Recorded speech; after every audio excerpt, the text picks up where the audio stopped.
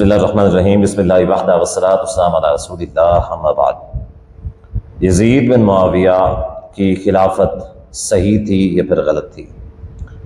इसी तरीके से यज़ीद बिन मुआविया का किरदार कितना है सैयदना हुसैन रज़ियल्लाहु अन्हु की शहादत में? इस हवाले से यज़ीद के हवाले से आज चंद एक बातें करेंगे इंशाअल्लाह। उम्मीद है कि इंशाअल्लाह आपको एक नया नुक्ता नज़र मिलेगा। ठीक है,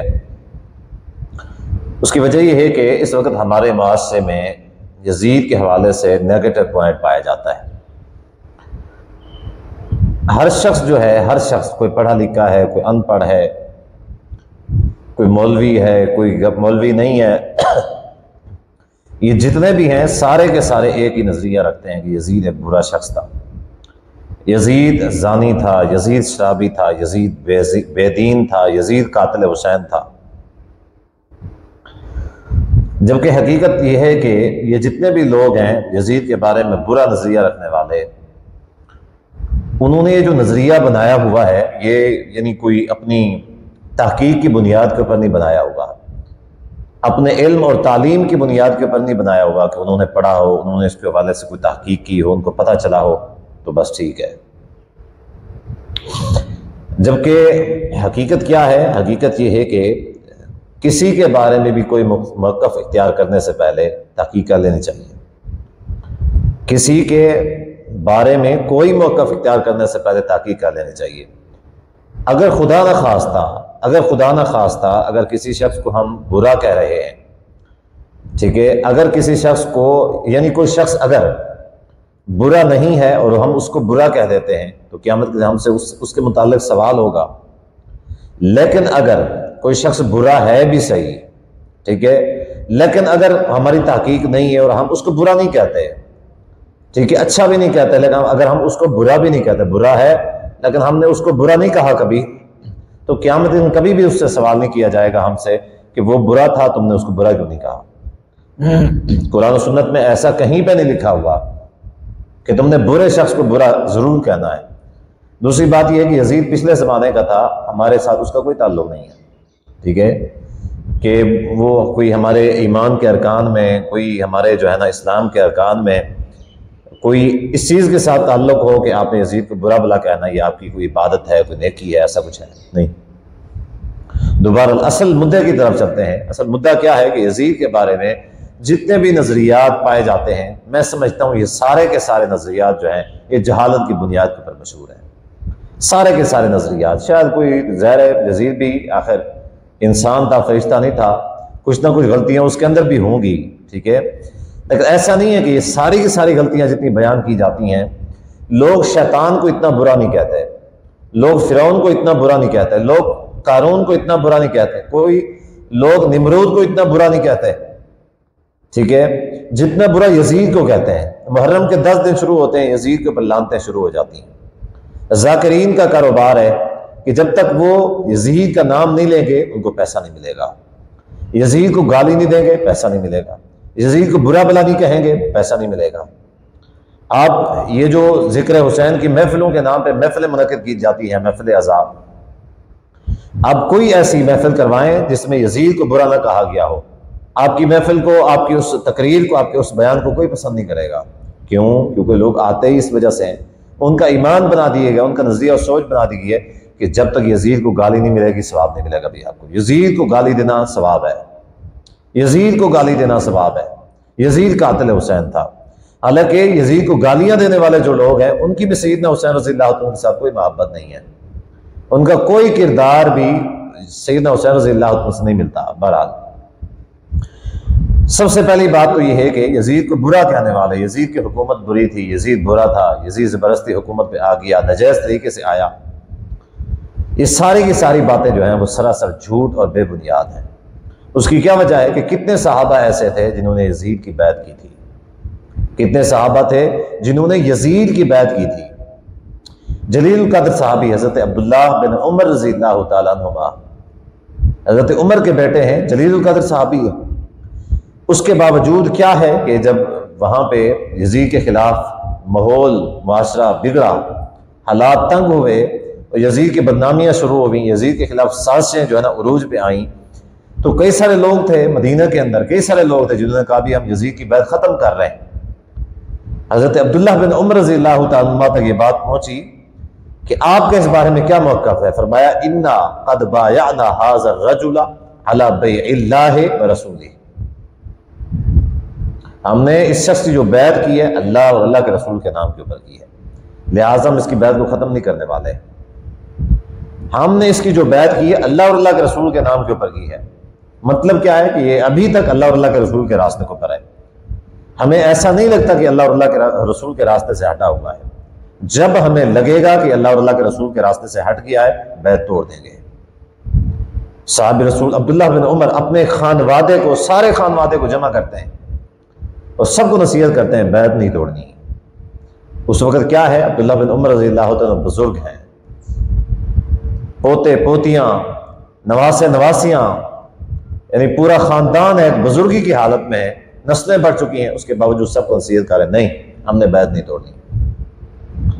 सहाबा ने यजीद की बैत की थी, यजीद की हुकूमत कैसे नाजायज होगी? सहाबा उसकी बैत के ऊपर कायम है, उनकी हुकूमत कैसे नाजायज होगी?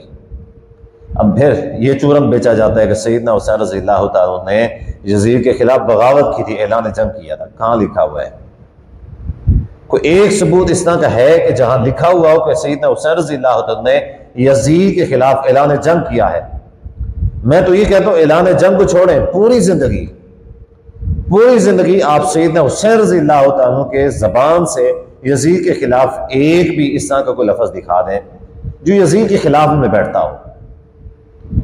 यजीद के खिलाफ मुखालफत में कोई एक लफ्ज़ भी आप दिखा दें, कोई एक लफ्ज़ भी नहीं दिखा सकते हैं कि सैयदना हुसैन रज़ियल्लाहु तआला ने कभी भी यजीद के बारे में कोई बुरा लफ्ज़ कहा हो। अच्छे अल्फाज साबित हैं, अच्छे अल्फाज साबित हैं। सैयदना हुसैन रज़ियल्लाहु तआला को जब रोका गया, ठीक है, उमर बिन साद की तरफ से रोका गया, तो क्या है, जब उधर जा रहे थे सैयदना हुसैन रज़ियल्लाहु तआला सफर में थे, तो जब रोका गया तो क्या फरमाया? फरमाया कि मुझे अमीरुल मोमिनीन यजीद, रिवायत के अल्फाज हैं कि अमीरुल मोमिनीन यजीद के पास मुझे जाने दो।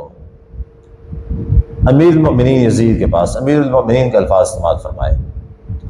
उसके बाद वाकया जो हुआ, बात मुख्तसर करते हैं।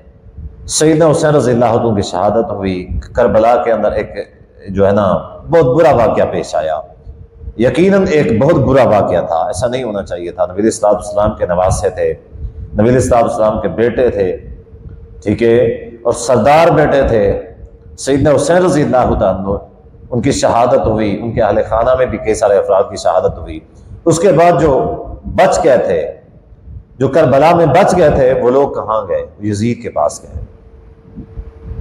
सवाल ये है वो लोग कहाँ गए? यजीद के पास। आज का एक जो शख्स है ना, आज का एक शख्स 15वीं सदी का, जिसको इल्म ही नहीं है, जो पढ़ा हुआ नहीं है, वो क्या कहता है? यजीद कातिल हुसैन था। भाई अगर आप यजीद को कातिल हुसैन मानते हैं तो क्या हजरत हुसैन रज़ियल्लाहु तआला की फैमिली को नहीं पता था? हजरत हुसैन के अहले बैत को, आपके खानवादे को नहीं पता था कि यजीद कातिल है, उसके पास नहीं जाना? वो वहां पे गए और यजीद के पास रहे। यजीद ने बाकायदा तौर पर उनकी मेहमान नवाजी की और पूरी जिंदगी तक यजीद सैयदना हुसैन रज़ियल्लाहु तआला को भी और आपकी शहादत के बाद भी यजीद ने आपके जो अहले बैत थे, आपका जो घराना था, उनको वजीफे दिए हैं। यजीद ताहयात उनको वजीफे देता रहा जब तक उसकी हुकूमत रही, वजीफे देता रहा। वो अहले बैत जो थे सैयदना हुसैन रज़ियल्लाहु तआला घर वाले, उनसे वजीफा क्यों लेते रहे? वजीफे उनसे क्यों लेते रहे? उसकी हुकूमत ही नाजायज थी, तो उसके वजीफे भी तो हराम होने चाहिए थे। ऐसा क्यों किया? क्योंकि उनके नजदीक यजीद की हुकूमत क्या थी? नहीं थी, बुरी नहीं थी। इसकी वजह क्या है? इसका सबूत क्या है? इसका सबूत यह है कि सहाबा रज़ियल्लाहु अन्हुम अजमईन में से यजीद के खिलाफ किसी किस्म की कोई बात नहीं है। अहले बैत के मुंह से कभी भी कोई यजीद के खिलाफ कोई बात नहीं निकली, कभी भी। अहले बैत का कोई एक फर्द से भी, अहले बैत के किसी एक फर्द से भी यजीद के खिलाफ किसी किस्म को कोई बात साबित नहीं है। अलबत्ता तारीफ के कई सारे अल्फाज साबित हैं, तारीफ के अल्फाज मिल जाते हैं, लेकिन बुराई के कोई अल्फाज नहीं मिलते। तो ये कहना कि यजीद की हुकूमत गलत थी, यजीद नजायज तरीके से आया था, यजीद जो है ना जानी था, यजीद शराबी था, कहानियां गढ़ी हुई हैं, यजीद जानी था, यजीद शराबी था, यजीद फलां था, यजीद फलां था। तो अगर ऐसा था तो अहले बैत उनके वजीफे क्यों कबूल करते रहे? मसला ये है। और ये यजीद की अजमत की दलील है, ये यजीद की अजमत की दलील है कि वो अहले बैत का ख्याल किया करता था, अहले बैत का इज्जत और एहतराम किया करता था, अहले बैत को वजीफे दिया करता था। ये उसकी अजमत की दलील है। अब आखिरी बहुत सारे एतराज़ात किए जाते हैं, जब सब एतराज़ात के जवाब दे दिए जाते हैं तो फिर आखिरी एतराज़ ये होता है, अच्छा ये बताओ कि अगर यजीद कातिल हुसैन नहीं था तो फिर इसने कातिलीन को सज़ा क्यों नहीं दी? अगर ये कातिल नहीं था तो इसने कातिलीन को सज़ा क्यों नहीं दी? भाई हमें भी इस बात के ऊपर एतराज़ है, हमें भी इस बात के ऊपर एतराज़ है कि उसे सज़ा देनी चाहिए थी, कातिलीन हुसैन को उसे सज़ा देनी चाहिए थी। कहा यह जाता है कि एक मौलवी साहब एतराज़ कर रहे हैं, चूंकि उनके वो मातहत जो थे उन्हीं के लोग थे, कातिल चूंकि यजीद के लोग थे, अपने लोग थे, उन्हीं के मातहत थे, इस वजह से यजीद भी बराह रास्त मुलव्वस है। सवाल यह है कि जो हम एक शख्स है जो हाकिम वक्त है कि उसके जितने भी मातहत होते हैं, क्या वो हर काम अपने हुक्मरान की मर्जी के मुताबिक करते हैं? ये बताएं, हर काम वो अपने हाकिम की मर्जी, यानी ये कहा जाए कि इस वक्त पाकिस्तान के अंदर जितने भी महकमे हैं हुकूमत की मर्जी से काम, जो भी काम हो रहा है उनकी मर्जी से हो रहा है। रिश्वतखोरी हो रही है, जिनाखोरी हो रही है, गलत फैसले अदालतों के अंदर दिए जा रहे हैं, पटवारी 2 नंबरियां कर रहे हैं, यानी जितने भी फ्रॉड हो रहे हैं सारे के सारे फ्रॉड हुकूमत की मर्जी से हो रहे हैं, नहीं हो रहे। और आपको इतना भी पता है कि जब भी रियासत के खिलाफ बगावत उठती है तो रियासत की ही अंदर से उठती है।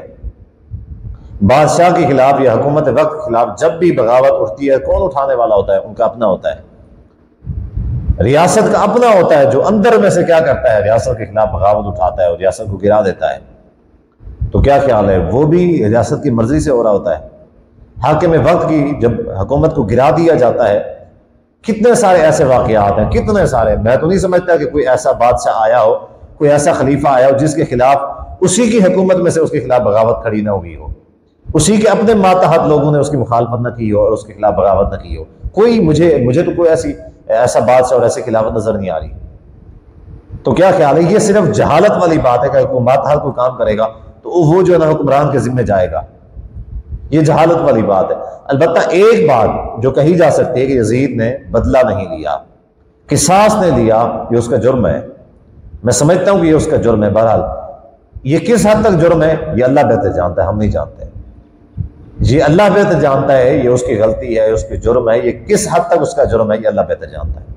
क्योंकि हमने तो ये भी देखा हुआ है कि कातिलीन उस्मान जो थे उनका बदला सैयदना अली रज़ी अल्लाह तआला ने नहीं लिया था। सैयदना अली रज़ी अल्लाह तआला ने कातिलीन उस्मान का बदला नहीं लिया था।